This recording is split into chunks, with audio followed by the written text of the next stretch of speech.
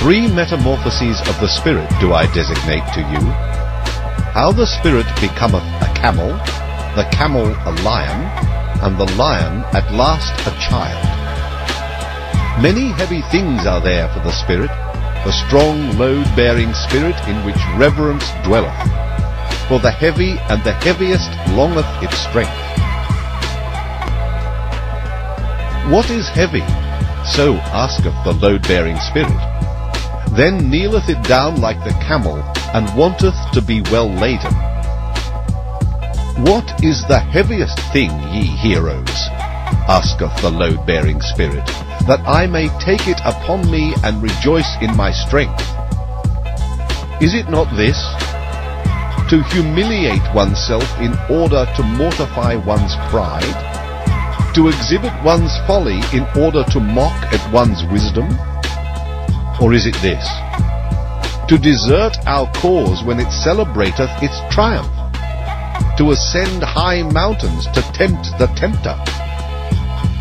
Or is it this?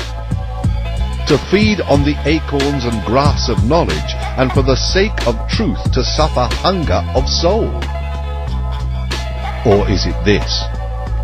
To be sick and dismiss comforters, and make friends of the deaf, who never hear thy requests? Or is it this? To go into foul water when it is the water of truth, and not disclaim cold frogs and hot toads? Or is it this? To love those who despise us, and give one's hand to the phantom when it is going to frighten us? All these heaviest things the load-bearing spirit taketh upon itself, and like the camel, which when laden hasteneth into the wilderness, so hasteneth the spirit into the wilderness. But in the loneliest wilderness happeneth the second metamorphosis. Here the spirit becometh a lion. Freedom will it capture, and lordship in its own wilderness. Its last lord it here seeketh. Hostile will it be to him, and to its last god. For victory will it struggle with the great dragon. What is the great dragon which the spirit is no longer inclined to call Lord and God? Thou shalt is the great dragon called. But the spirit of the lion saith, I will. Thou shalt lieth in its path, sparkling with a gold, a scale-covered beast. And on every scale glittereth golden, thou shalt. The values of 1,000 years glitter on those scales, and thus speaketh the mightiest of all dragons. All the values of things glitter on me. All values have already been created, and all created values do I represent. Verily, there shall be no I will any more. Thus speaketh the dragon. My brethren, wherefore is there need of the lion in the spirit? Why sufficeth not the beast of burden, which renounceth and is reverent?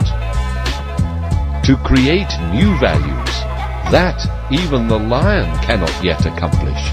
But to create itself freedom for new creating, that can the might of the lion do. To create itself freedom, and give a holy nay even unto duty. For that, my brethren, there is need of the lion. To assume the ride to new values, that is the most formidable assumption for a load-bearing and reverent spirit. Verily, unto such a spirit it is praying, and the work of a beast of prey. As its holiest, it once loved thou shalt.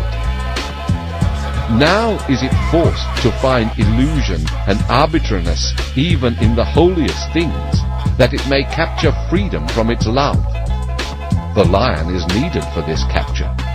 But tell me, my brethren, what the child can do, which even the lion could not do. Why hath the praying lion still to become a child? Innocence is the child, and forgetfulness, a new beginning, a game, a self-rolling wheel, a first movement, a holy yea. Aye, for the game of creating, my brethren, there is needed a holy yea unto life. Its own will willeth now the Spirit. His own world winneth the world's outcast. 3 metamorphoses of the Spirit have I designated to you. How the Spirit became a camel, the camel a lion, and the lion at last a child. Thus spoke Zarathustra, and at that time he abode in the town which is called the Pied Cow.